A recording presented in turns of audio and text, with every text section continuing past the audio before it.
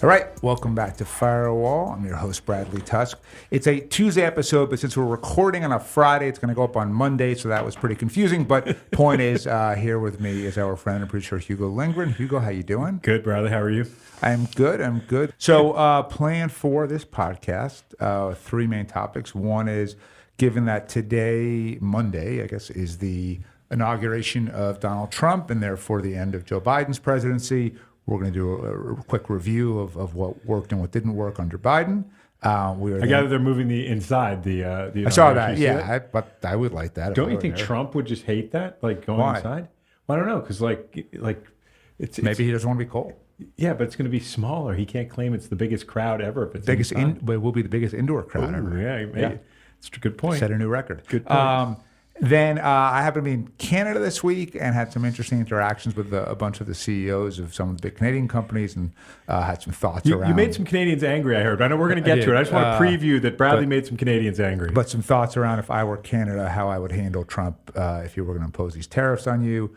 And then the third is some of the scaffolding stuff that we're launching in New York and a few other New York things, and then a recommendation. Great. Okay. So let's talk about Biden. You have a list of, So I basically typical 5 good things, 5 bad things. Okay. So legislatively, the first topic is legislation. Can we I want to go a little bigger picture just for the moment, because you're going to get into the details here. Yeah. And we've talked about this quite a bit in the podcast, but Biden, despite this kind of ignominious conclusion to everything, you consider him to be a pretty successful president.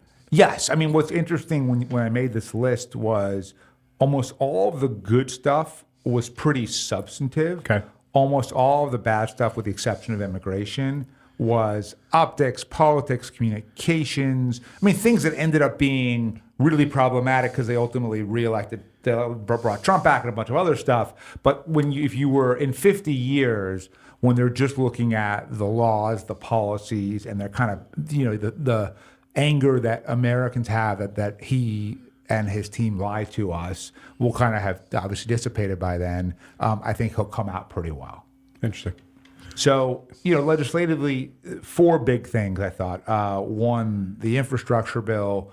2, the Inflation Reduction Act, which didn't reduce inflation, but it did, provide, hundreds and hundreds of millions of dollars in new tax credits and funding for green energy and climate projects. 3rd, the CHIPS Act to bring microchip manufacturing to the U.S., partly for economic innovation and stimulation, and partly, I think, in advance of a potential Chinese takeover of Taiwan. And then 4th, the American Rescue Plan. So that was one of the big stimulus plans for to deal with COVID.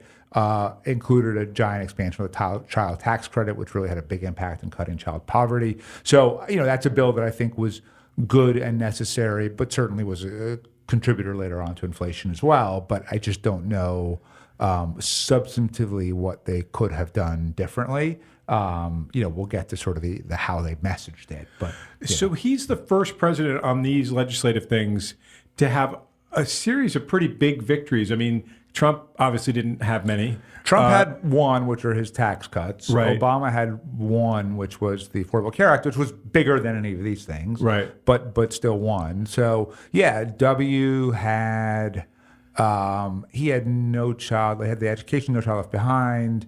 I think he did have 1 or 2 more. But anyway, his legislative Act, record looks pretty strong. Yeah, it is pretty strong. I mean, his problem wasn't that they weren't effective at governing. Their problem was, and we'll get into it, but that they just kind of misread the room in a lot of ways. Foreign policy. I didn't think anything's foreign policy. I believe that they handled Ukraine brilliantly. We're 2 years into this conflict, and Ukraine is still hanging in there, and we have managed to support them without having to send a single U.S. troop in to put them in harm's way, and we have weakened Putin and his military significantly.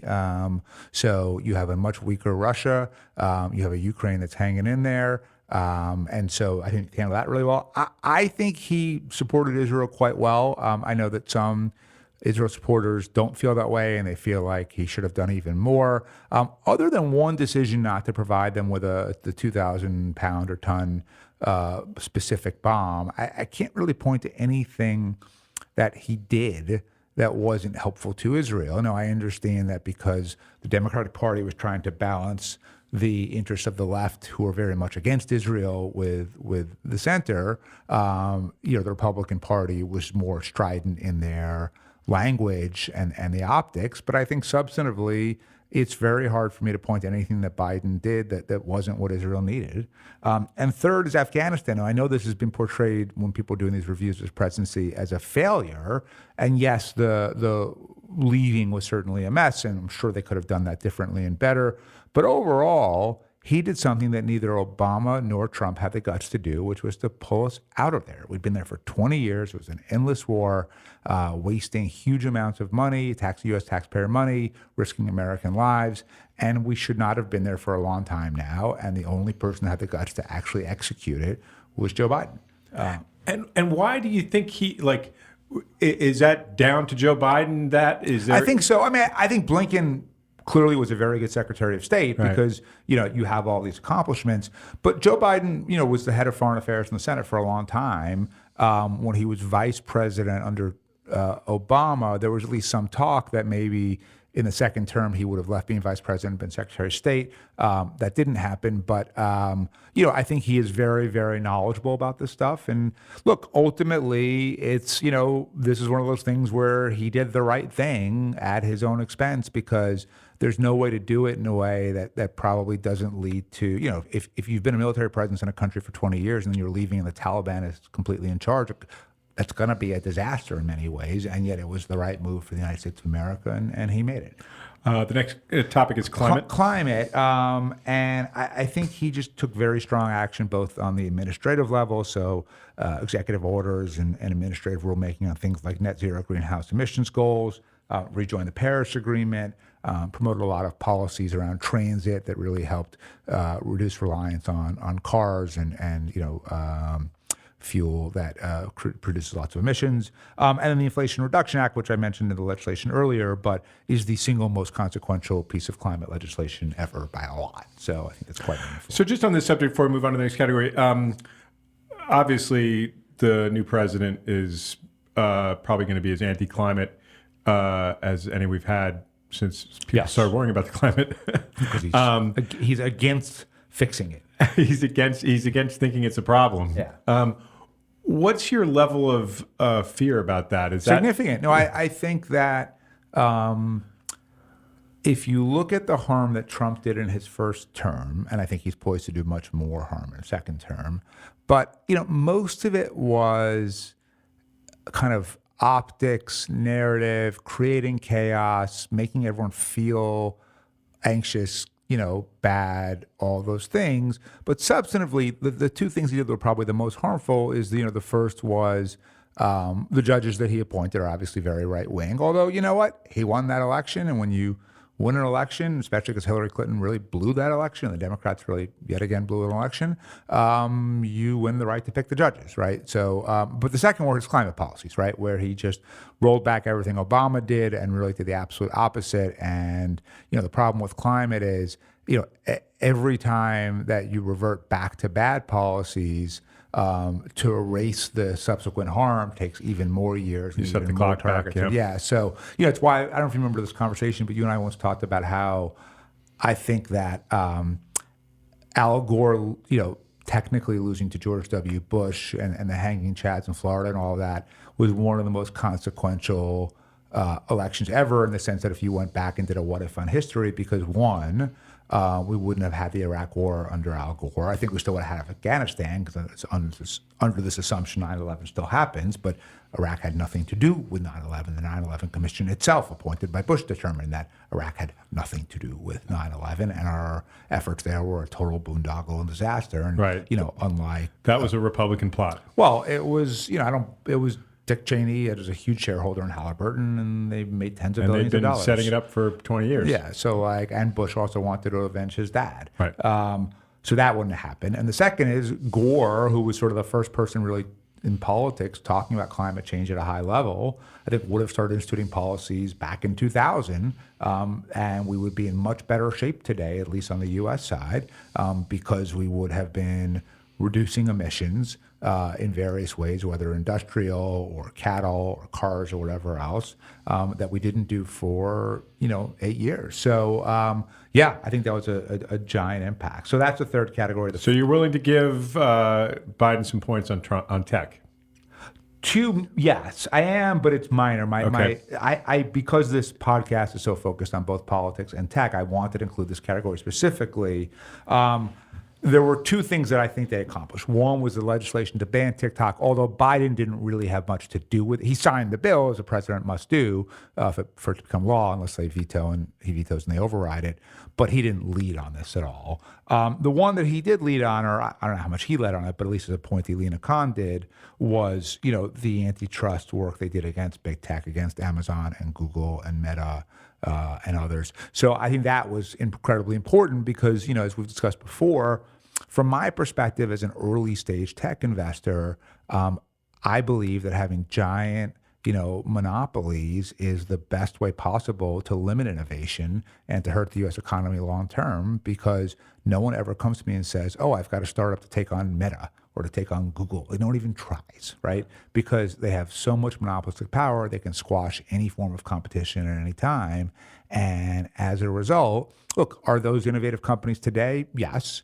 But, so was IBM and General Electric and Standard Oil and, all those other companies over the course of U.S. history. And what happens inevitably over time, things change. They become slow. They become stagnant. They become bureaucratic. They don't produce the same kinds of products. That will happen to some or all of these companies as well. And if new companies weren't seeded to step up and fill the void, you're going to have a huge hole in the U.S. economy that companies in other countries could replace, and that's a huge disadvantage to the American economy. So I think the work that Lena Khan did specifically around big tech, and we'll get to some of the work that she did that I didn't like, but was important. Are you at all optimistic that some of those antitrust measures will continue? I am. Well, I am and I'm not, right? So I am in the sense that I think Trump's appointees at the FTC and DOJ are pretty good on this stuff. So there are various issues where the left and the right actually come together, and this happens to be one of them, which is they're both distrustful of giant corporations. And so from that standpoint, I am. On the other hand, what have we seen? Which is every big tech company kissing Trump's ass left and right. $40 million from Melania's documentary. Right. So whether it's Amazon or Zuckerberg and Meta or Elon or Apple, everyone is doing that. And so they are doing that for a couple of reasons, but one of the big ones is so that the antitrust prosecutions don't continue. And so I don't know. I know that Trump is appointing people who will do what they're told, and if they're told not to do these prosecutions, they won't. So we'll see, but I do think that Biden gets credit, at least for that type of work that Lena Khan did. Okay. And then the last category is less substantive and more perception, but it's stability, right? One would be COVID was still very much raging when he took office in January of 21, and they handled that well, right? They managed the distribution of the vaccines well. The FDA did a good job. Yes, there were people who, are anti-vaxxers on both sides of the aisle and chose not to take vaccines. But overall, the vast majority of Americans did, and we were able to move on from COVID. And so I think that was good. Two, I think he generally, with some notable exceptions, hired smart, sensible people, and he let them do their jobs, right? And if you look at his appointees at sort of the big four agencies, Treasury, Defense, AG, and State. Those are all pretty centrist, smart adults. Janet Yellen, Anthony Blinken, Lloyd Austin, and Merrick Garland. I think Garland was sort of seen as the weakest of the four. I think in some part because he is apolitical and not only didn't understand that there was a political component to the job, but he mishandled it whenever there was one. Yeah. In his efforts to seem so holier than thou and above everything, he actually ended up delegitimizing a lot of his work. I'd say the other person whose lack of political acumen was probably somewhat harmful at the end of the day was Janet Yellen, in that her policies in terms of how she tried to guide decisions around, inflation and spending and employment and all of that, like the metrics by and large, with the exception of inflation, which I think was an inevitability once you had the combination of the trillions and trillions of dollars of new money authorized to fight COVID, combined with all of the massive supply chain disruptions that happened during COVID. But what I think Yellen could have done better was sell the economic success story, right? I was listening to someone on a podcast the other day, and they were making the point that, like, when Bob Rubin, who we're biased in favor of because his son Jamie is a friend of the podcast, but right. But what the person was saying was that Bob Rubin both tried to make the right economic calls, but then relentlessly promoted them endlessly as well, and that the job of the Treasury Secretary is to do that, both. Yeah. So maybe Yellen found that, but in terms of substantively, I think she did a good job. And then when you look back at that foreign policy stuff, you got to give Austin and Blinken credit because clearly the issues around defense and foreign policy went pretty well. Just back to Yellen for 1 second. I mean, I think one of the this is a very difficult story for them to tell on their own behalf, but the fact that there wasn't a major banking crisis when there seemed to be one developing at various points, both with the Silicon Valley Bank, but also with the way the rising interest rates were affecting the balance sheet of banks. It was a pretty smooth ride, all things considered. Yeah. Given the risks. No, I think she did a good job. Yeah. And then the last one was just. He's not Trump, right? So he did not create constant chaos to generate attention for the sake of attention. And it's funny. So I think I've told the story before. I know I have. Lyle and I, when from the age of about 8 to about 13 or so, read the New York Post together every single still sad that doesn't happen anymore. He because just I hit like a point where he became a teenager and he wanted to sleep as late as possible. Right. But for years and years and years, he would get up super early and we would do that. And then, so we're about a month into Biden's term, and he asked me one day, is Biden still the president? I'm like, yeah, he just started. He's got 4 years. Why do you ask that? And he goes, well, you never really hear about him. And what I realized was the only perspective Lyle had ever had was Trump. Right. So he thought that was normal. That's what the president does, just right? His name everywhere all the time, Fighting, chaos, name, everything. And Biden was just, much more just normal and lower key and not mentally unstable, at least at that point. And so I think that was a win. So those are the good in my view. It's a pretty good record. And I think substantively it is a good record. The bad, and this is not in any particular ranked order, but first is sort of soft corruption, right? Which is, and this is a problem that a lot of old school politicians have, which is they truly believe, some of them are smart enough not to say this, some are not, that they deserve the perks of the job. And the perks are that their friends and family benefit economically from it, that they get jobs and lobbying contracts and various sort of benefits by virtue of their association. And look, the Republicans claim that money was being kicked back to Joe Biden himself. There's no evidence that we found that has come out that actually proves that to be true.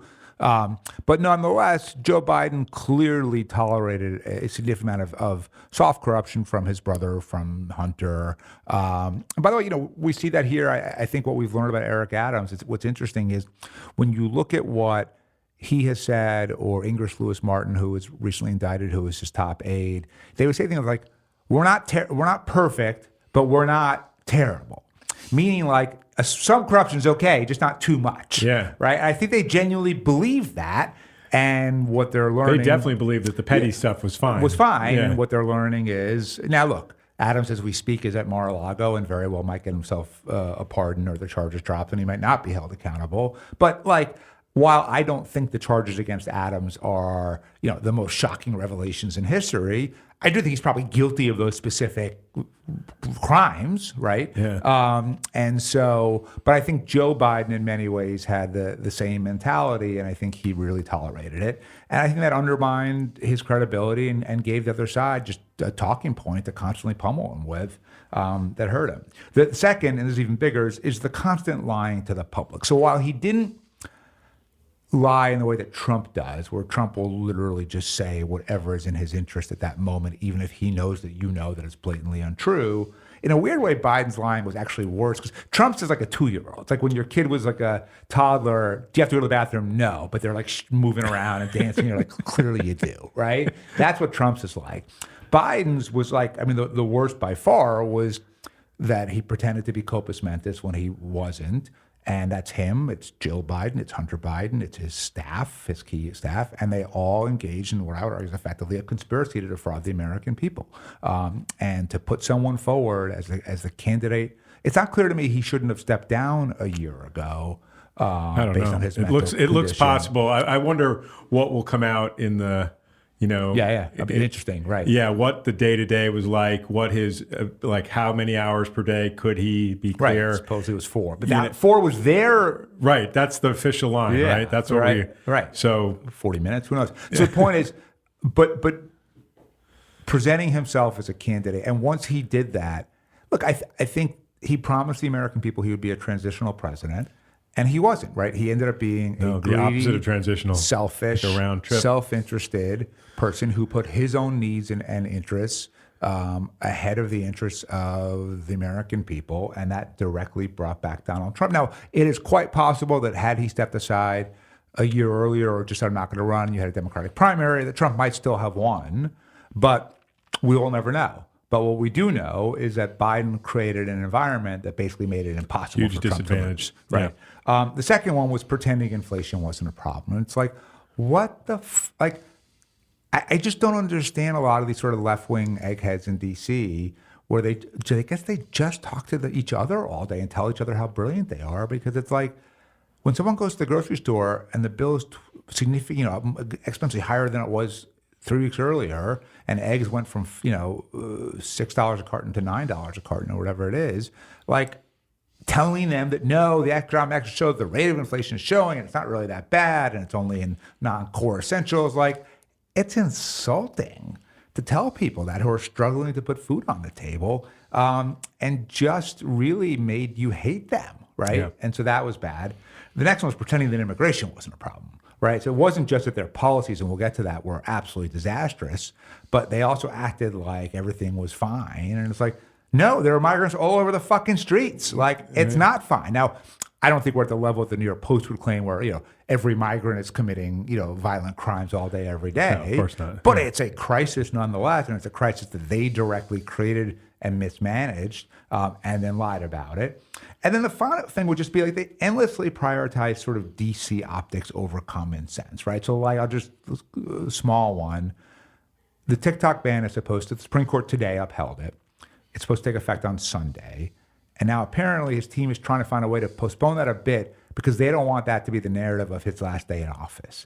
And it's like, dude, you passed the TikTok ban to protect the American people from having a Chinese propaganda tool in their pockets. And instead of owning that, you're missing the point because, like, so what? So it's a day later. Like, they just always are so worried about winning the news cycle, winning the tweet, that they lose the war all the fucking time. Yeah. So I think his political people were pretty flawed. Next one will be bringing back Trump, which sort of talked to, but his extreme selfishness, his teams, his families, kind of all but guaranteed Trump's election. And look, it's mixed. He's responsible for beating Trump in 2020. That's part of his legacy. He's responsible for bringing stability into government, but he's equally responsible for bringing stability back into government too.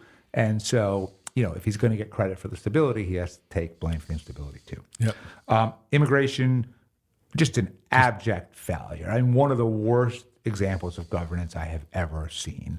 And to me, the most offensive part of all of it was they knew how bad this all was substantively. They knew how bad it was politically. But they let Tom Perez, whose just only goal in life is to be on MSNBC and get a lot of retweets and likes from his friends on Twitter, to put his personal selfish interests and needs ahead of everyone else, right? And the idea that you would let millions of people into this country who weren't supposed to be here, who became a massive, humanitarian crisis for cities to deal with. New York has spent billions and billions and billions of dollars that should be going to other things to house and feed migrants. And by the way, why are we housing and feeding them? Like, I am as pro-immigration as you get, but people have been immigrating to this country since we stole it from the Native Americans. And up until now, like, we didn't give them food and places to live. They figured it out. My family figured it out. Your family figured it out. Right, but they weren't legal. Your family and my family were able to get jobs, so they were stuck in a bind. And I don't know what the right answer is. Well, the thing that they clearly, once they were in that position, I was repeatedly calling on them to give work Yeah, no, permits, I and then remember. trying to convince the mayor and the governor here to create a New York work permit. I mean, they wanted to not. I mean, obviously, and you know this. I'm not arguing against what you're saying, but the pressure was to not have a humanitarian crisis. To have, I mean, if you're not going to give people places to eat and sleep, then you have to arrest How about them. you just don't let them in? Right, but once they're here, I mean, like, why is New York City? You know what? Though? I don't agree with that, Okay. right? Because we effectively don't enforce. Like, yes, not being able to work legally hinders you, but millions and millions and millions and millions and millions of people work here illegally every day, right? And there are all kinds of jobs, whether it's landscaping or agriculture or chicken processing plants or whatever else. And if we just said to them, all right, good luck, they would have gone to where the jobs are. And also, if there were more of them than there were jobs, they would have sent a message back home, stop coming, there are no jobs, right? And instead it was like, all right, well, you can just come and declare asylum and, and by the way, nor do I imagine sort of these, Roosevelt Hotel type situations that seem incredibly violent and difficult, wonderful places for children who are migrants either. So it's sort of bad all around. Are migrants still in the Roosevelt Hotel?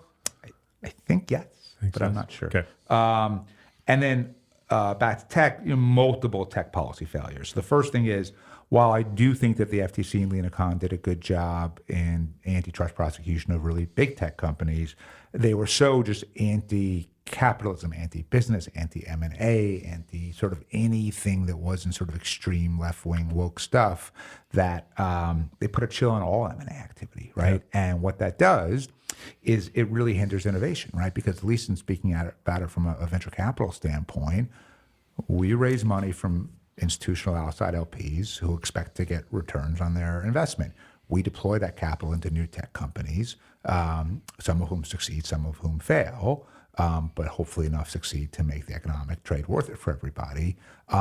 When M&A is how the vast majority of tech exits happen. So there are some IPOs and they can be great, but that's like the exception, not the rule. Usually it's one company acquiring another company.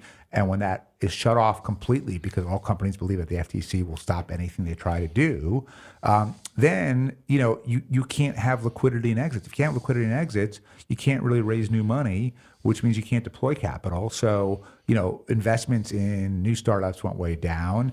Length between funding rounds went incredibly longer, which led to all kinds of layoffs and things like that. And so all kinds of innovation that our economy needs didn't happen because I think the people at the FTC either didn't understand this or didn't care. That's one. Two, Section 230, every day kids keep getting hurt, teenage suicide keeps happening, people keep getting bullied online, self-harm, eating disorders, all of these things. And you can debate whether or not there should be community fact checkers at Meta and things like that. But when it comes to kids just being injured by our inability to regulate online content effectively, Joe Biden, that's on his hands, right? Because he did pass the legislation he cared about, he passed, right? And I understand that the Metas of the world are a very formidable opponent, but I didn't see him spend any political capital on this. He called for it in one State of the Union, but that was it's an issue that, at least if you're thinking about him personally, he probably has pretty little insight into, and therefore he would have depended on somebody, a close advisor, somebody to really be driving that bus, and there wasn't that person. No. And then they also let Gary Gensler at the SEC Gary Gensler is a political animal whose seemingly goal in life is to be Treasury Secretary. And his bet was that if he sucked up to Elizabeth Warren enough, that she was pretty influential in the Biden world. And in the second term, she could convince them to appoint him. And she hates crypto, and therefore he hates crypto. And it wasn't just that he was against crypto. And by the way, there are plenty of examples where crypto does need real regulation and enforcement and consumer protection. He wouldn't tell them what the rules were. And he would literally say, well, just do your thing and I'll decide whether or not you should go to jail. And it's like, that's not fucking rule of law, right? And so that's another one. And then finally, they just didn't make progress on a lot of stuff, whether it was, autonomous vehicles or drone delivery. You had a little bit there by the FAA, but that clearly could have been a lot better. There were just so many different issues where federal action could have made a difference, and they just didn't bother. Okay, one more just in conclusion. I think after you finished the first part, the 5 good bits of the Biden legacy, I was prepared to say that he probably got a B plus or at least a B. But after you get through the, I'm still going to go with a B. A B, really? Yeah. I have to say, because when I was listening to you talking about the lying to the public, and the fact that, and the truth is, even some of his big legislative accomplishments, I mean, let's see what happens with the CHIPS Act. Like, let's see if I mean, there's a lot of moving pieces there, and then there's a lot of political issues as well. And so I look at all those things and I think, well, these feel potentially quite temporary and ephemeral given Trump's utter hostility towards anything that he didn't, dream up or that he can directly take credit for. So given all that we do this sort of round trip back to Trump, I feel like the B becomes a C. But that's my read of your analysis, not. Yeah. So what would your grade be? And were there meaningful things on the pros and cons that I didn't say that matter to you? Well, the only one that I was going to ask you about was I was reading an interview with it wasn't an interview, it was a piece by Ezra Klein about why he fears the future. It's a pretty great piece by him. It's pretty depressing. Yeah. But he talks to Jake Sullivan, and Jake gives a really rave review of his own work on China. And it was pretty, you didn't really, I mean, we mentioned TikTok. We didn't really mention China in this. Yeah. And I know this is not an area of your particular obsession, but I'm wondering if you look at where China was, in 2020 and where the relationship with the U.S. and China was in 2020 and where it is right now, are we in better shape, worse shape? Is the United States taking a more assertive stand? I mean, it's I think it's kind of the same. You think so? I think so. I mean, it's not like the CHIPS Act is obviously a big that was good move in the right direction, but that was a preemptive thing in anticipation of China invading Taiwan, which I imagine will happen in the next couple of years. But overall, we had kind of a Cold War going with China before Biden took office. We have a Cold War going with China now. There were no major trade deals or breakthroughs or rules around human rights or intellectual property or anything else that I'm aware of. Did that article point to here's what Jake said. Did he have read his quote? Yeah. So he says, First, that China would surpass the United States economically within the next several years, and second, that China, not the United States, was going to lead the world in artificial intelligence. So those were the two positions when Biden takes office that were considered conventional wisdom. And because of what Biden has done, says what did Biden do on AI? I mean, I guess just nothing. I guess the point is that the United States came out way ahead of. That's just the economy. Right. It's not him. Well, he didn't screw it up. I guess. I don't know. I don't know. It's like he set these if the world didn't cease to exist, we were a success. Okay, great. Good for you. So, no, I mean, I don't think they have bad marks on China. And by the way, I gave them good marks on foreign policy overall. Yeah, you did. But I think you got a point. I mean, I'm sure he does, but I just don't know what tangible things were actually accomplished. Does he point to anything that you can name? I mean, that was just. But that was two vague sentences. Who even knows? That's just his opinion. Who even knows if he is right on those two things? Well, I think that the general thing is correct, which is that the idea of China and the U.S. being more or less equal, or maybe perhaps China being a stronger sort of economic future. But how do we know that assessment was accurate when it was made? Well, it probably wasn't, right? It was probably a little bit like the Soviet Union. If you want to give 1970s. Biden credit, it would be that I think they did what needed to be done during COVID to keep the U.S. economy and the people afloat, even though it did lead to a lot of inflation. Right. And that might be an argument as to how we sort of maintained our superiority. But I just think he's setting up, what are these, shibboleths? Is that the right word? Sort of these false choices. Yeah, I don't think that's a shibboleth. A shibboleth is an article of faith. But these straw men, maybe, is that it? Maybe. It's not quite straw men. Yeah. Look, we're fumbling around. Do you want to go on to our next topic? Well, here's the thing I'm going to just say, though. So I think, listening to you, I'm going to give Biden a C+. I'm going with a B. You're not even a B minus, so straight B. I'm giving a B. Okay, good. A B for Biden. So, and I'm going to be a little careful here because I spoke at an event with Chatham House rules, which means that it's off the record. But I don't think the broad. Have you operated under Chatham House rules before? I have. Okay. I'm not great with them. And so I spoke to the Business Council of Canada. The Business Council of Canada is kind of like the U.S. Chamber of Commerce. It's the 100 biggest, it's the CEOs of the 100 biggest Canadian companies. Okay. And I was invited because Pierre Poilievre, who is the likely next Prime Minister of Canada, Trudeau has resigned. There will be elections in May, and then his party will likely win, and he will become Prime Minister. Has taken the view that the business community of Canada is way too passive, way too afraid, doesn't really fight hard enough for their interests, and he is very frustrated with them. And apparently he read my book, The Fixer, and keeps quoting it to people, saying, this is what we need to do. So the Business Council basically sent me an email saying... That wasn't just a little bit flattering to you, was it? Just a little, yeah. That was good. They said, can you come tell us what it is he's talking about? It's like, all right. And so I went to Toronto, and at their annual meeting, I spoke to them. And it was interesting in that I laid out concepts and tactics that to me were not that aggressive. You know, they were kind of like basic 101 Bradley Light tackling. Yeah, I wasn't like hire a bunch of PIs and go through their trash, right? It was like opposition research or grassroots or, you know, whatever PR. But as I'm speaking, the audience just looks more and more and more horrified. So you knew in the room you were losing them. Oh, I lost them like the first minute. Wow. Yeah. Okay.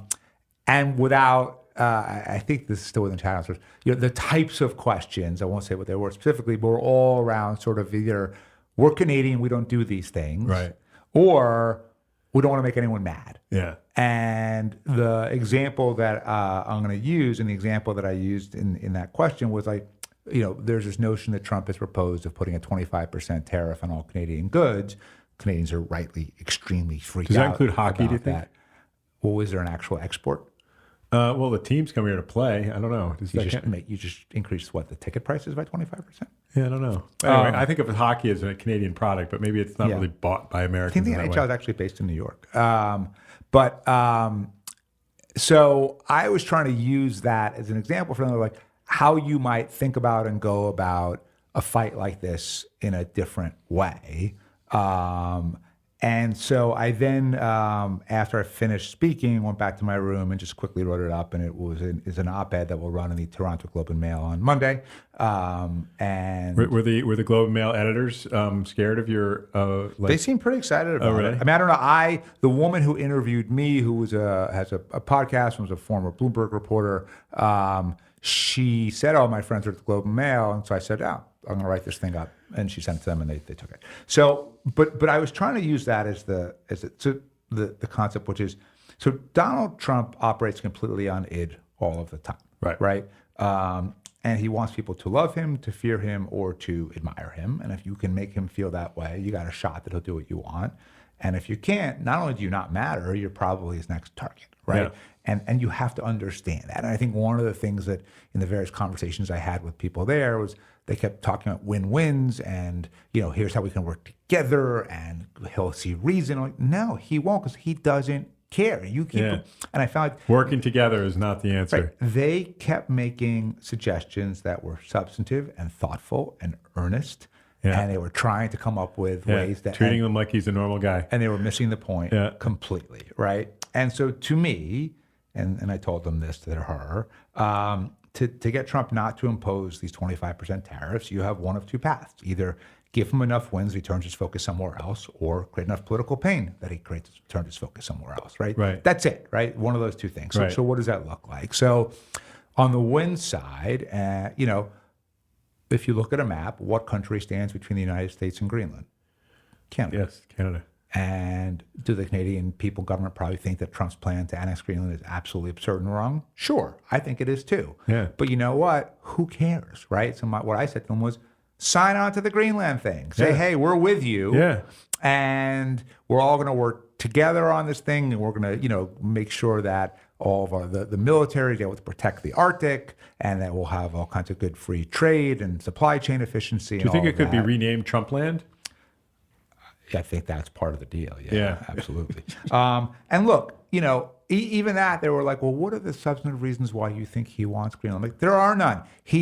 Sure, you can make up some shit about raw materials, but basically, in his mind, a great leader conquers. Yeah. Right? Yeah. Expands the territory. Louisiana Purchase, baby. Same thing Putin's trying to do in Ukraine right now. Right.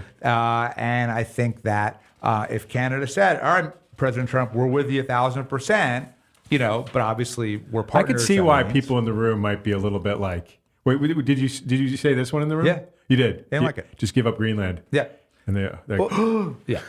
Another one was they kept talking how powerful the milk industry is in Canada. Oh, yeah. And apparently Trump is all worked up about some issue where the import-export policies between the U.S. and Canada around milk is unfair, very biased pro-Canada and anti-U.S. dairy farmers. And Trump's very upset about it. And I said, so give them the win on the milk thing. Well, we can't. Why not? The milk industry is very powerful. Are they more powerful than all of you put together? Yeah. Well, no. But, they've got a lot of control. And I said, so you have to disrupt and take that control from them. Well, we don't do those sorts of things. I said, well, then you're going to have a 25% tariff on all of your products. Right, So give them milk. What do you Right. want to do? You want to not upset the milk guys, or do you want to save the Canadian economy, right? And third, fentanyl. Trump has said that Canada isn't doing enough to stop the flow of fentanyl into the U.S. I don't know if he's right or not. I actually think he's right to say, threaten them with something and see how they change their tune. But it seems to me, when it comes to that type of stuff, you can always come up with new enforcement measures and tougher laws, bigger penalties. You could show that you care about this and that you're working on it, right?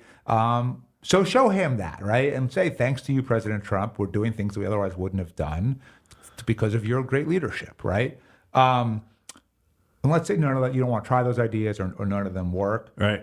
Then you got to go the other way with it. So one of the things they kept saying was, well, we'll do retaliatory tariffs. The problem is, so what, right? Yeah. 80% of the U.S. economy is domestic. What are there, 40 million people in Canada? Yeah, Something like that? there's not enough purchasing power to matter. And even the U.S. companies that do sell to Canada, they might complain, but it's not going to create actual political pain for Donald Trump. No. So they don't have. He can write Canada off completely. But here's what they can do. So Okay. Canada, though, is a major producer of raw materials like zinc and cobalt and lithium and copper.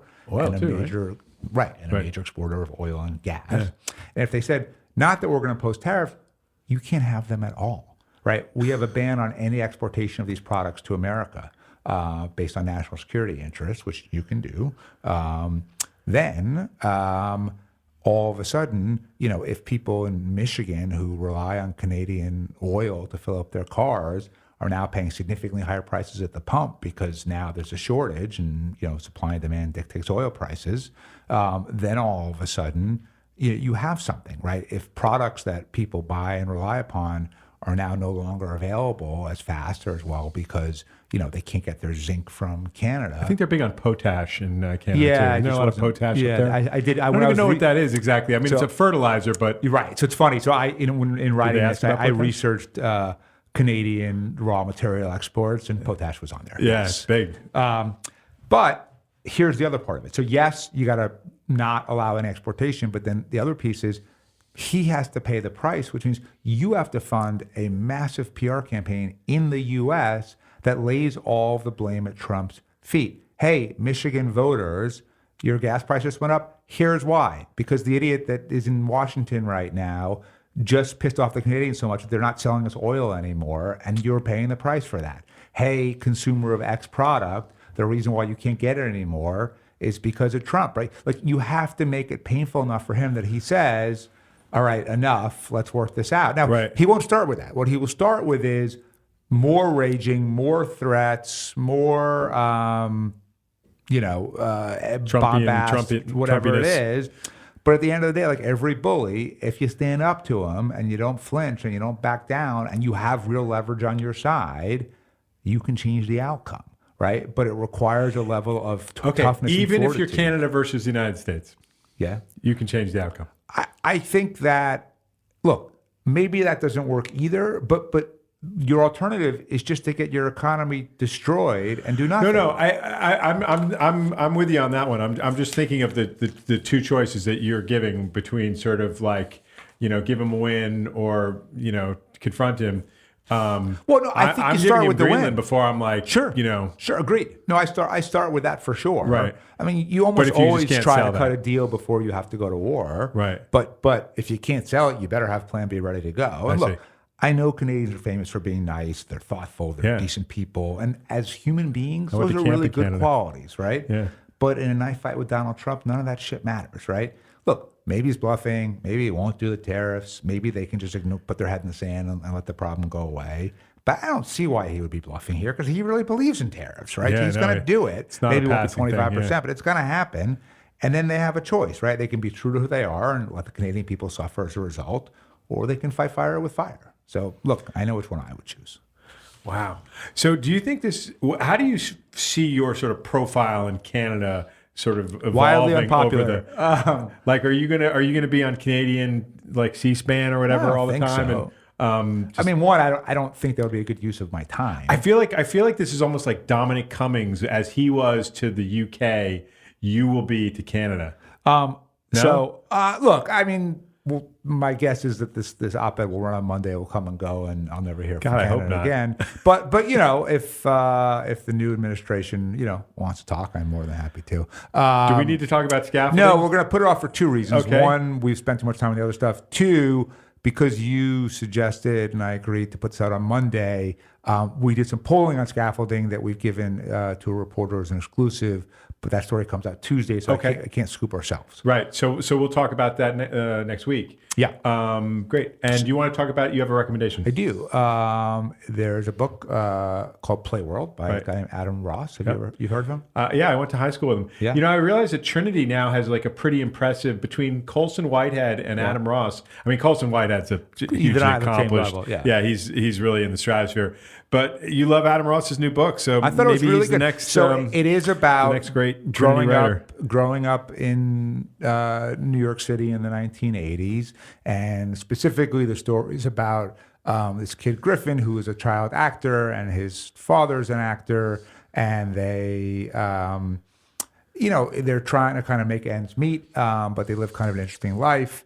And he is trying to balance, being a teenage boy with being a working actor, with being a very bad student, with being on the wrestling team. And then, tremendous issues and problems occur with the wrestling coach, which I think mirrors which is what happened at Trinity. Yeah. Right. I texted you halfway through reading it and said, did the wrestling coach at Trinity molest the players? And you wrote, yes. Yeah, he did. But it was I thought it was a really well done novel. It's not a contender for the Gotham Book Prize we're about to give out because it came out in January of 25. But maybe I think it probably will be next year. Okay. And so, I recommend it. Great.